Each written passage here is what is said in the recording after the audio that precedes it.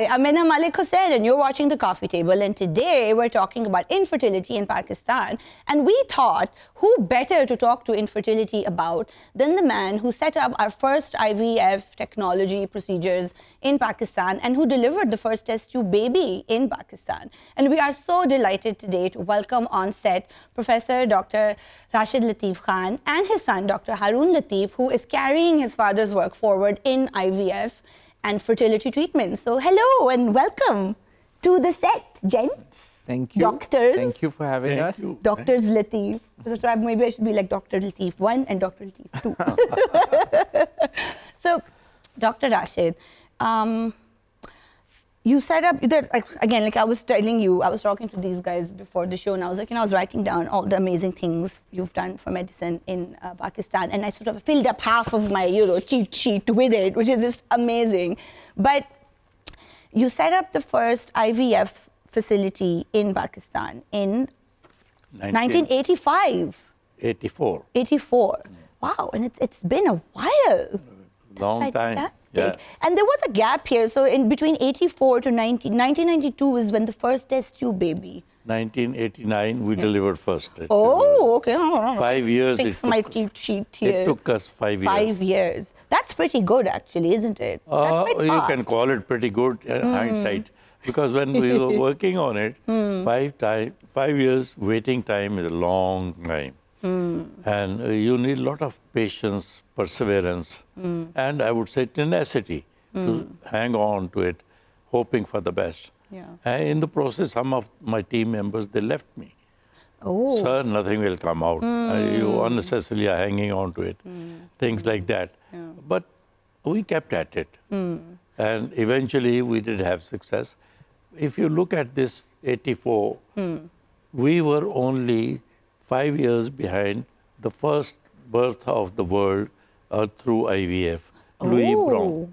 So we weren't far behind the rest of the world. Excellent. Good for us. And then those were difficult days to learn the technology and then to put it in place. Both were very sort of secretive, I would say. People were not coming out to help others. Yes. And the modern ready-made culture medium, drugs, medicines, they were not available.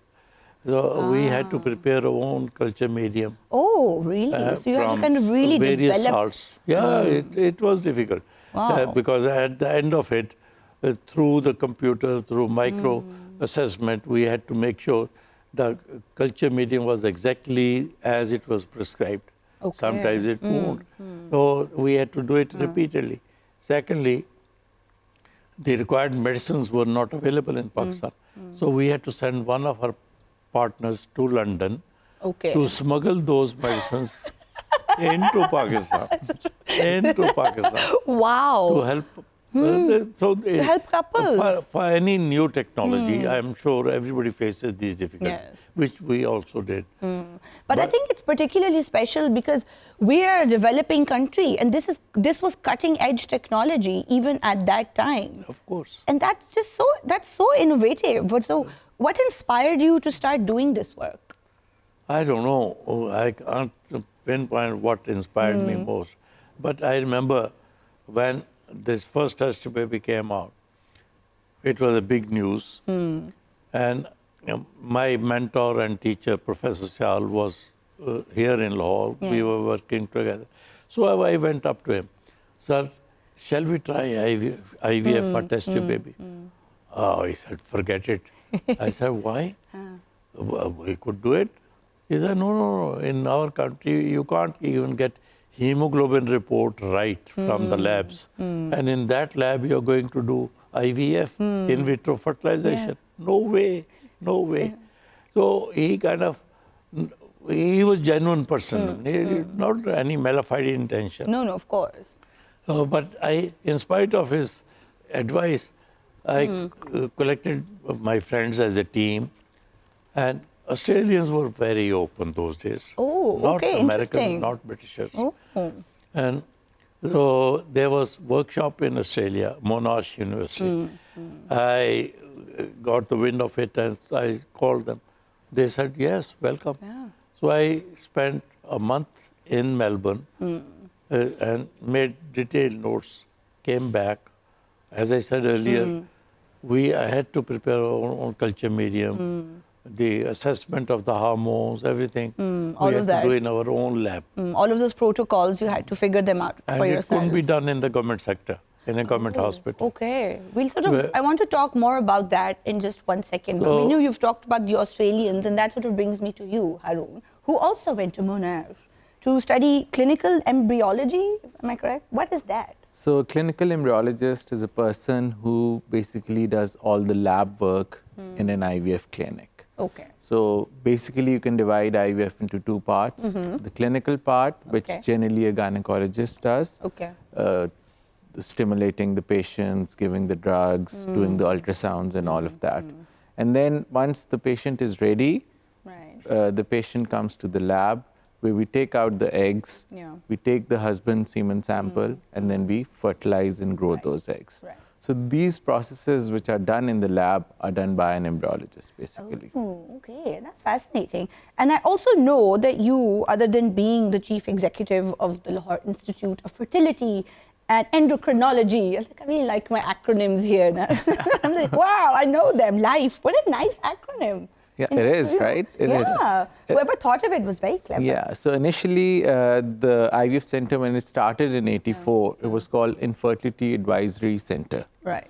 So the name stayed with the center for quite a few years. But then in mid-2000, I think around 2005 or 6, we moved into a new facility. We kind of revamped the clinic, put a new logo and everything in it. So we also thought that we'll come up with a new name. So LIFE sounded perfect for a facility which is providing life to and parenthood Yes. to. And do you feel like that sort of name change also kind of reflected a different attitude to the whole process? It is. It is good, like from either point of view. It's good for marketing also because it's live. It's so snazzy, and also you know, it's so much convenient for the patients to remember it and they can relate the treatment to it and everything. So yeah, it And has sort of, it you know, had a this good impact. idea that it's not just this sort of scary, mysterious process that happens to, you know, unlucky people in shady places, you know? I think that we come from a culture where fertility is so sort of hard anticipated, and we're very family-minded, and there's this whole idea that, you know, you should marry and you should have children, and so much of our culture is bound up in all of these things. And I imagine that IVF is maybe less stressful now for couples. Do you feel like Yeah, so like you there's a said change? that having a child is not only anticipated, it's expected also from a couple. And it's expected like as soon as they're married. Yes. The in-laws don't want to wait, right? Or even That's- like, parents don't want to, and everybody Yeah. wants to be a grandparent like tomorrow. Yeah. And so if a couple is suffering from infertility or subfertility, now they call it, Right. then obviously there's a taboo link to it, and there's a lot of social and all kinds of pressure on the couple. And a great deal of anxiety. Yeah, a great deal of anxiety. So because of all of that, they need to be dealt in a very delicate manner. It's not only the treatment itself, it's your facility, where you house the treatment, how you talk to the patients, a lot of counseling is involved, and all these things. This whole package is what a subfertility treatment is all about. Okay, it's interesting that you say subfertility. So, Dr. Rashid, what is infertility Infertility is, or subfertility? well, you have correctly used the latest terminology. Because, you know, I just learned it. Latest. Yeah, because initially the terminology was sterility. Yes. That meant forever. Sterile things is forever. But that was changed into infertility, unable to do. The couple is, for some reason, unable. Now, ability has gone to the level that it is subfertility, lesser than normal, but it can be helped. So Oh, that's that's the evolution wonderful. of this terminology. But coming to your question a little later, you know, modern medicine is nearly 200-year-old. Right. Before that, it was herbal medicine. And even before that, it was only prayer. So, Spiritual medicine. The health spiritual medicine. From there, we have progressed or evolved into modern medicine. There are a lot of diseases which could not be helped previously, now they helped. So if we look at evolution of modern medicine, treatment of subfertility is in the same line. Right. It should be as much accepted as treatment of diabetes. But somehow in our society, I gave you this history because somehow in our society to date, treatment of subfertility is not accepted or acknowledged the way treatment of diabetes or hypertension is accepted.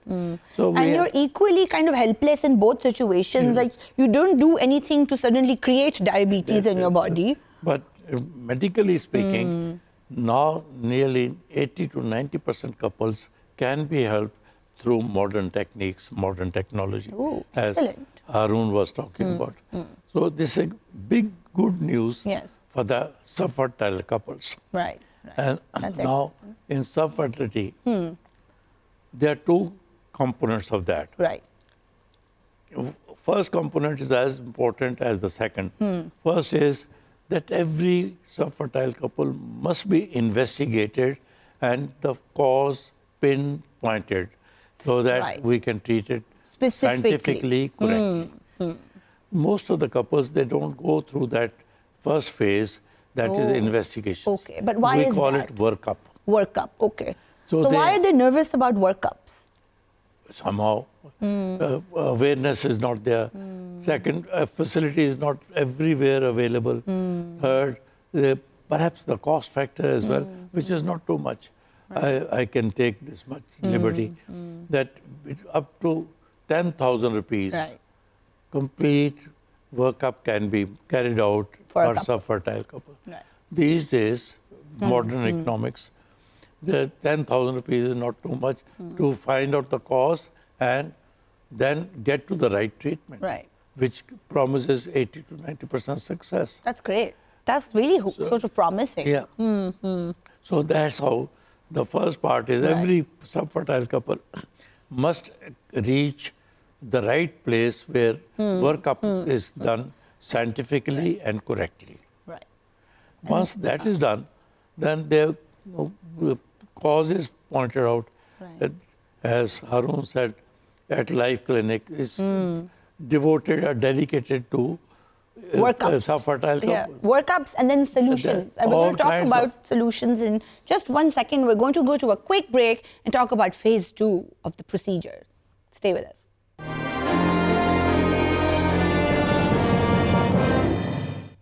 Hi, welcome back to the coffee table. We're talking to the two Dr. Latifs about infertility in Pakistan. And Dr. Rashid was telling us about the 2 steps that we have when we're looking at after IVF the workup procedures. Yes. If the cause is identified, then most of the causes can be helped or treated in Pakistan.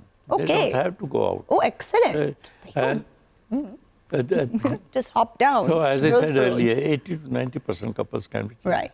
Here, I must bring this out as well.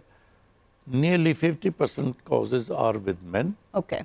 And 50% causes are with women. Very important. Very important indeed. That it's a sort of statistically, it's a 50-50 thing where it could either be the man or it could be the woman. So there's no need to go around telling women that, you don't eat properly and that's why it's your fault or whatever.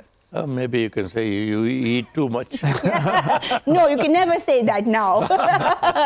Coming to stats about these percentage of men and women, in our clinic, we see a lot of obviously subfertile couples every day, and I mean we do our own stats also monthly. And what we've seen in our clinic is that we have around 45% of male subfertility and 35% of female subfertility. So it's even kind of lower. So men are more infertile or subfertile in the set in the group we're dealing with than women. Really? So that pressure or that taboo on the women, especially in our part of the society or in this part of the world, is absolutely incorrect that only women are responsible for it. because statistically speaking, now even more men are having these issues as compared to women. Yeah. Do you feel like, you know, and again, these are a lot of kind of myths about infertility, and there are a lot of anxieties around it. And, you know, well, people are like, well, it's because we eat a lot of processed food, or because the chickens have hormones in them, and that's what's causing this, or like some vaccines cause it. Yeah. So is there some truth to any of this? So, first and foremost, subfertility is not a disease. Right. And also It's important. not like diabetes or hypertension or any other disease. Right. It's a condition. Okay. So a couple should not be thinking that, okay, we have a disease and we need to get treated. All right, they need to be treated, but it's a condition because about 20% of the couples are absolutely healthy with no, after investigations, no medical condition, no nothing. Right. Everything comes out to be fine, but they have difficulty in conceiving. So they don't have any disease, but somehow they're not getting pregnant. Right, right. So it's a condition which needs to be dealt with, but it's not a thing that you need to. Secondly, yeah, so lifestyle or environmental factors do play a role. Okay. More so like things like smoking and, you know, these kind of lifestyle habits have a higher effect Right, on your right. fertility. But even these processed food and at times, talking about vaccines, obviously there have been limited number of studies on this. So we you don't can't really know, say that okay, it's this really particular factor. vaccine would cause subfertility or infertility. So we can't really talk about that Yeah. because there's not enough data available Yeah. for that. But for processed food and everything, there are some studies. Okay. And obviously, it's a no-brainer. We know what's healthy and what's not. Yeah. So especially if you're trying to conceive and you're having these issues, then obviously you focus on a healthy lifestyle, Right. including exercise, food, and all those things. So you shouldn't sort of be panicking about, oh my God, I ate a zinger and you know, I ate too many of those. But basically just having a generally healthy lifestyle is something that's just creating a better environment for a Look, couple. a very important factor which couples have and are unable to conceive is stress. Yeah. So if you're stressing yourself Right. out unnecessarily, that I'm not going to do this, I'm not going to have coffee, I'm not going to do that, that would have a negative impact Yeah. on the outcome of the treatment itself, or even if you're trying to Isn't that conceive naturally. Isn't that so ironic also? Because a lot of times couples are so stressed out about getting pregnant that that's actually not helping them get pregnant. Yeah. So yeah, it's like hen and egg kind of a thing, Yeah. right? But obviously it is stressful. More so in our society because external stress is there, joint family systems, that there's excess stress. At times couples are absolutely happy with each other. They've been married for 5 years and they're having a good life. Yeah. But then everyone is asking them any good news and all. The national phrase, you know, Exactly. good news. Exactly. So that's why. So obviously stress is there, but then we need to limit it. Yeah. And as a professional, it's our duty as well. Okay, we're treating the couple, but at the same time, we have to counsel them, like I said before, to bring down their stress levels so that they can have a good and healthy life. Yeah, I think counseling is a really important aspect of the work that you do. But as an obstetrician and a gynecologist, what is the sort of recommended amount of time that is very normal if you're trying for a baby to not get pregnant in? Well, previously it was said maybe 2 years a couple can wait. Yeah. I would say it needs improvement. Okay. This advice. Because how long a couple should wait all depends upon their social environment and the age factor as well. Right. These days people are getting married late. For them 2 years wait will be too long. Right. And on the other side, if there's a young married couple in early 20s, maybe 2 years too short, they can wait even longer. So arbitrarily, the time limit cannot be defined. Right, right. But they should live together for at least reasonably 6 months to 1 year. And if still, in spite of their effort, the baby doesn't come, so then they should seek advice of a doctor. Right. At least the preliminary investigation should be carried out. Okay, so it's very normal to try for a year and not get pregnant, and there's nothing to worry about, and 1 year is a very normal window of time I would for say, most couples. Yeah, I would say, as Haroon has said, for young people, it's better to postpone. They Yes. can enjoy life. Yes. And they don't have to change nappies and wake up at night True, to feed the baby. It's a lot of work. Yeah, it is. It Yes. is. Which socially we take it for granted. Mother would do it. Yes. And waking up at night, feeding the baby, changing nappies, and all the difficulties of very young children, they are there. And so we take it for granted. Mother would do it. Yeah. No, it's not. So if they postpone and enjoy their life, it's good. And But birth on the- spacing is a healthy thing. yeah, of course. And if they get married late, a professional lady who wants to build up her career and then get married, maybe in mid-30s or late, then she should be in a hurry. Because after 37, the change starts coming in. Right. Fertility decreases after 37. 37. And for men?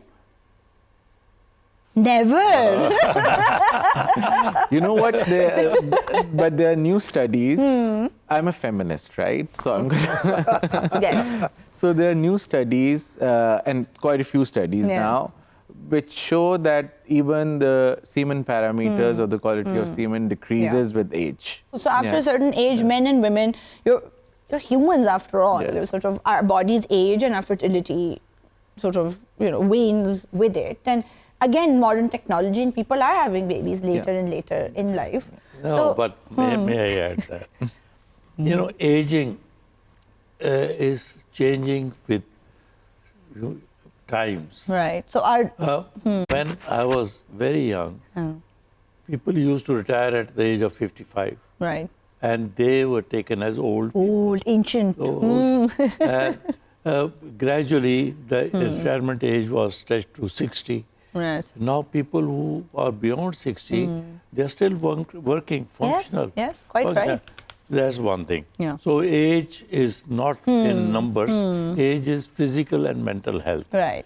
Mental health. The other day, I was sitting somewhere. I said, I'm over 80, I'm old.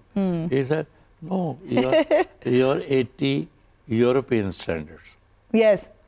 What is the European standard? European standard. Okay. Because they, as you were talking to Haroon earlier, healthcare. Yes. They're aware of the physical fitness, their nutrition, their diet. Here in Pakistan, we have no awareness about diet, no awareness about exercise. Diabetics, they sleep over, eat a lot, Yes. and their We diabetes sort of, get and then we worse. sort of look to As simple. medicines to help us out. So that kind of, in Pakistan, we age because of our bad habits, because of our bad diet, Right. earlier than them. But definitely, with age, all functions reduce. Right. But in So men, it's not impossible. They don't menopause at the age of 50. Yes. Lucky men, no menopause. Andropause comes later. Andropause. Oh, that's a thing. Yeah, that's a thing. But that reminds me also because, Haroon, you set up the Pakistan Society for Andrology and Sexual Medicine, which sounds like a very good idea. What does that do? So it's a platform basically for, we deal with two A things. founding member. Yeah, one aspect of it is that we deal with male infertility, Yeah. which is the andrology part of it. Andrology is basically science of semen parameters and anything related to that.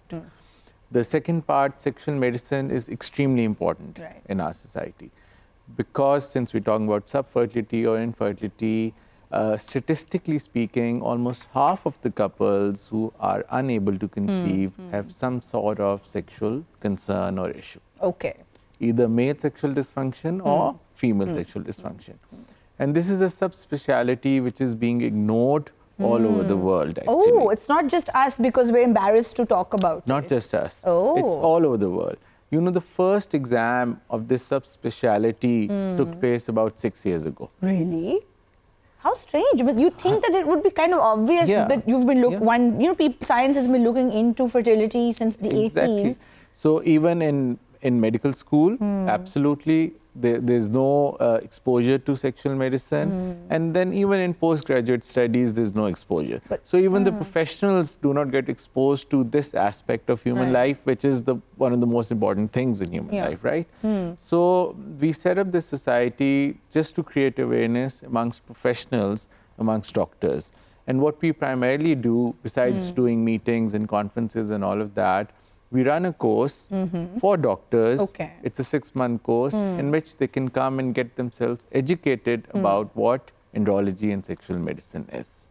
Right, because if they don't know what kind of questions to ask, how are they going to be able to help their patients? So since these doctors are not exposed to it, they shy off from these questions. Right. And imagine a couple coming to you and they're trying to conceive and you're not asking them the right questions. Right. If you don't ask them these questions, they're not going to come out and talk about it because they're obviously shy and even couples don't discuss it amongst themselves, these concerns. Okay. They just keep quiet about it and it's embarrassing and maybe everything. you don't even know if it's normal or not. Exactly, exactly. And imagine that this would also be helpful for other kinds of doctors also, like urologists, for example. All across the specialities. Oh, really? Because a lot of these diseases, if you have diabetes, for instance, you could have sexual dysfunction as well, and so on and so forth.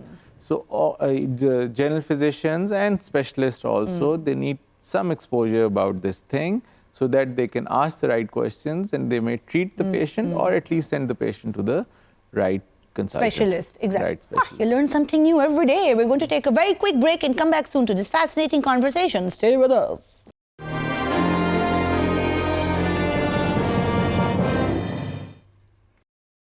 Hi, welcome back to the coffee table. We're having a fascinating conversation about infertility and sexual medicine in Pakistan and how important all of these things are. And it's sort of, I learned something astounding on this show all the time, which is why I love my job.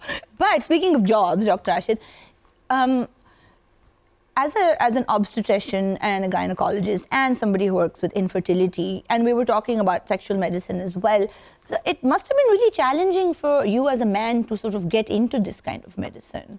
Well, as a man is a different story, but just anybody, obstetrician, gynecologist, whether lady doctor or male doctor, the challenges are immense, immense. As we were discussing just now, 60% women don't get to the right facility for the delivery, for the management of her pregnancy. Oh, it so is these are home, sort of women who are just giving birth at home. Unskilled laborers, they stay at home. They are left with the complication late. By the time they reach hospital, it's too late to save their lives. So similarly, all obstetrician gynecologists in this country, they face kind of resistance on the part of the families, socially, and unnecessarily that the women don't want to move out under the care of men or male doctors. That is another problem. That's a taboo and there's a sort of embarrassment. And those 60% deliveries which take place, we could improve provided we train those midwives or TBAs, as we call them, traditional birth attendant. Okay, and traditional birth if we instill 10 or 12 skills in them, so if we plan something like that, we could bring our maternal mortality down. As it was discussed earlier, that we have the highest maternal mortality. And we have to do something about it. So challenges are that there are about 3,000 qualified gynecologists in Pakistan. We need 50,000. Ooh, that's a huge gap. Huge. That's a huge gap. Perhaps we'll never be able to fill it up. But we can make shift arrangements by training those traditional birth attendants and imparting those 10 skills so that mothers don't reach that emergency phase. They reach the note turning point and before they reach the hospital. So this is one thing. Secondly, all obstetrician gynecologists are practically overworked because of short number. So we don't have time to advise about family planning or contraception. Oh, okay. And which is a very important part of the work that is going on. Because large number of births means over stretched or overburdened mothers and the families. And They also, cannot- like, mothers can die having so many children. It's just not so sensible. we need help on that account as well to dispense contraception and advise people about family planning. This, I think, media can play a very important role. Yes, we are trying. We have many shows on population management, and I'm glad you brought up contraception here, because this is one thing I wonder about: is that Pakistan is the 6th most populous country in the world, but then we also have infertility, and it kind of seems counterintuitive. That why is it just that more fertile couples are having too many kids, and some couples are just not being able to have any? Like, Exactly. I just answered my own question. the thing is, statistically speaking, around 15% of the couples would face some sort of difficulty in conceiving. Okay. So the larger your population base is, the largest percentage of subfertile couples would be there, right? Because 15%, The ratio just the ratio just expands. expands. Now, a lot of people ask me this question, my friends and some other people on professional forums as well, that why are you doing this when we are the 6th largest populous country in the We world? have plenty of babies. We have plenty of people already, we need to stop that, right? But ask this to a couple who does not have a child. They don't care if they're like 10 billion or 20 billion people in the That's world. true. They want their own child. So obviously, these subfertile or infertile couples need to be helped and assisted. It has got nothing to do with the population problem. Comes when these couples who are fertile and they keep on having children. Yeah. If they stick to, for instance, two kids per couple and so on and so forth, then obviously we can face this problem. But for a subfertile or infertile couple who don't have a child, a boy or a girl, they're desperate to have one. And it's not fair to say to natural. them that why are you trying to have babies when we have so many babies? It's totally natural. Yeah. No, that is true. So what is secondary infertility? Because I know that's a thing as well. So primary infertility is that when a couple has never conceived. Right. And secondary infertility is that when a couple have a child or have conceived before, but is now unable to conceive. Do you feel like that's becoming more common than before? So statistically speaking, secondary infertility is slightly higher than primary infertility. All right. But you don't think that it's like, 20 years ago it was easier and now somehow couples aren't being able to have second? So it depends, like Dr. Rashid was just saying that couples tend to get married late. They tend to have their first child later. And for instance, if you married, if a woman gets married in mid-30s, they have a child, and then they plan another child after 2-3 years. By that time, she's almost close to 40 or something. Then age is an important factor as far as a woman is concerned, and she might have secondary infertility. Obviously, there are other causes for it. Okay. Because I'm trying to think of the things that people get nervous about, and they're like, oh my God. Had one, and again it's because of the chickens that this is happening, because it is such a sort of fraught thing. But we were talking about couples being counseled also, and do you feel like it's also important for married couples to have communication with each other? And, I remember, Haroon, you mentioned that sometimes couples can't talk to each other about some sexual difficulties that they may be facing, and maybe if they were able to do that, and their doctors could help in ways, like I'm sure when you're dealing with infertile couples, you also have to be their friend and kind of understand their dynamic. It's not only the couples. I always tell my students, when a patient approaches a doctor, generally speaking, that patient puts doctor at a high pedestal. And if the doctor talks to them in his own lingo or language and stays at a higher level, then he is not becoming friend of that patient. So first, most important thing for the doctor is to bring himself down to the level of the patient and communicate with him or her at her level, so that, as you asked, the patient feels doctor is my friend.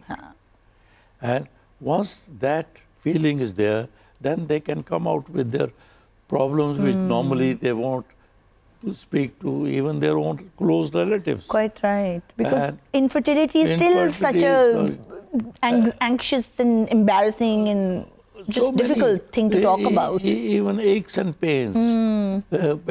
Generally, you don't make it public. You talk to only your friends or close relatives about it. So doctors should be talking to the patient or communicating with the patient at her or his level. Yeah. In the same language which she speaks, the same body language. And his even dress should be a friendly dress. Interesting. It should not be with bow necktie and hat on it. And Intimidating. a big sop, not that way. So that's one thing, that communicating with the patient. Yes. And secondly, if you become friends, then you can dig out so many psychosexual problems as well, as it has been mentioned, which perhaps has never been discussed with anyone, not even mutually, that with the couple. Yes. Last thing which I would add, helping couples on these fronts, in sexual medicine, in subfertility, and achieving fertility. Generally, people were critical of me and this program. Though you're adding people, we are already overpopulated. As Haroon has said, that there are very few number, must be in thousands only, not in millions. The total population of IVF or test to baby in the world is 2 million. Oh, that's not that much. Yes. So it's only those 2 million couples who have been helped. And if you talk out of billions of people in the world. 7 billion population. Yes. In that 15% need help. So there's still a lot of room to establish more life centers like Haroon Center and help our patients and people. And you also helped set up the IVF Society of Pakistan. Yeah, Yes, we have. and that also I'm sure brings together colleges and practitioners. All the practitioners and spreading the information or knowledge. Yes. And reassuring people. Most important word is reassuring people. That look, if you are subfertile for so many years, never mind. With proper workup, proper treatment, 80% chance you will have a baby. Yeah, that's so nice. You know, it's really hopeful, and that's something that I feel really. I'm glad that there's, the couples here do have access to this, and there is so much possibility and potential there. Another thing I would like to add here is that we're talking about overpopulation and couples having lots of children.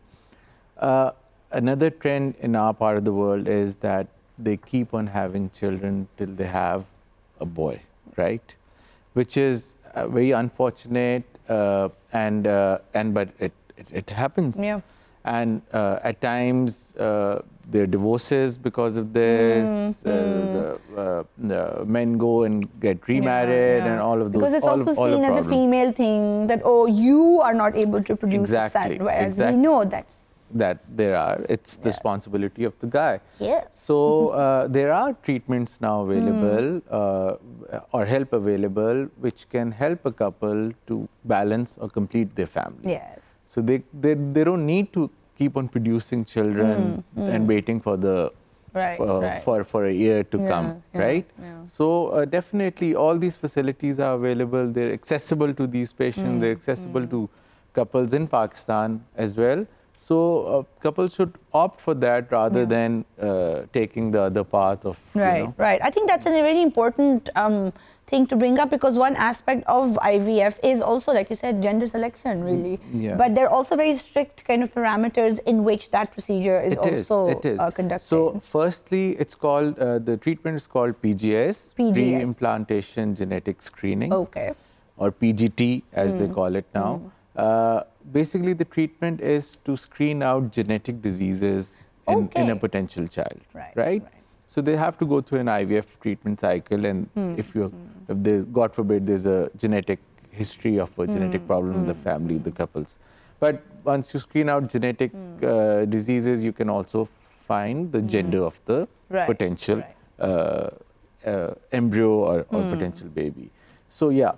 But the strict criteria that we have is that you can only have it if you have a child or children of same sex and you Right. want to complete or balance your family. Yeah, yeah. So it's not that you come and have your first child and it should be a boy or something like that. Yeah, it's not some kind of designer baby situation. It's not at all. You're not changing anything, you're not designing anything, Yeah. and it's only for those couples who want to complete their family. Yes.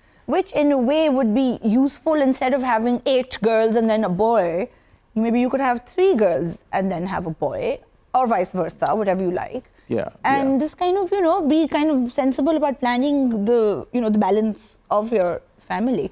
And do you think that, would it be, even for sort of any couple generally, would it be useful to get a kind of complete blood workup done in any case? Because I think sometimes we don't really know whether we have genetic, ups and downs in our families, and especially for arranged marriages where you don't really know, these kind of medical details. So there are obviously in some parts of the world, they do. The government ensures that you go through certain number of tests before you're married. Right. For instance, in Middle East, in UAE, you have to get your thalassemia screening before you can get your nikah done. Oh, that's cool.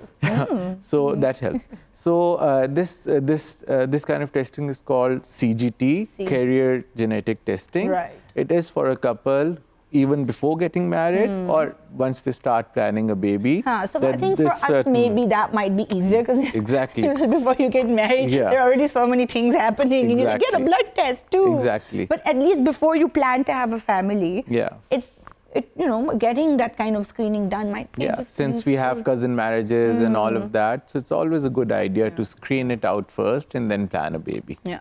And sort of you know what situation you are in. Thank you so much, gentlemen, for being on the show. This is such a informative and really sort of, like you said, friendly way of explaining things. And I'm a big biology nerd, so I had a great time. And I'm sure you guys had a great time watching this. If you're watching this on YouTube, don't forget to like and subscribe. And we will see you next time on The Coffee Table. Bye now.